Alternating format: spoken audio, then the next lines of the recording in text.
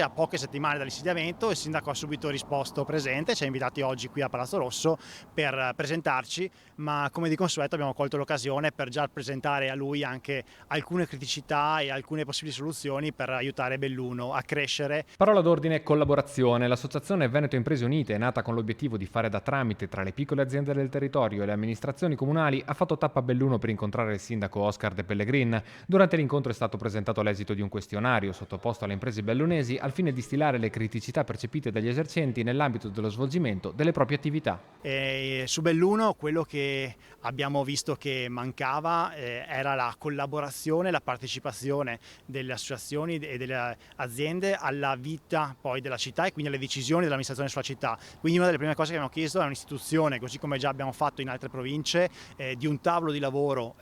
fisso e con appuntamenti costanti che permette alle associazioni del terziario di confrontarsi insieme agli assessori per capire come l'amministrazione vuole amministrare appunto il territorio. E quindi permettere ad associazioni e assessorato di gestire assieme la programmazione dell'annualità. Inoltre si è parlato di concessioni di suolo pubblico per gli spettacoli musicali, della valorizzazione delle imprese locali enogastronomiche in eventi e sagre, della riqualificazione dell'offerta di appuntamenti anche nei quartieri e nelle frazioni e il rinnovamento del tavolo del distretto del commercio, che è un possibile apripista per la fruizione di fondi regionali per finanziare nuove progettualità. Tra queste la proposta di creare un portale unico che raccolga tutta l'offerta di iniziative e di intrattenimento del territorio comunale. E ovviamente adesso però il lavoro torna nelle nostre mani, sta a noi nei prossimi giorni cercare un contatto con le altre associazioni del territorio, cerchiamo di dare assolutamente la nostra collaborazione alle associazioni che sono già radicate nel territorio, che contatteremo o che speriamo che ci contattino nei prossimi giorni per cercare di collaborare e di capire come si può creare questi tavoli di lavoro in sinergia e che può quindi dare una spinta per la ripartenza anche di Belluno.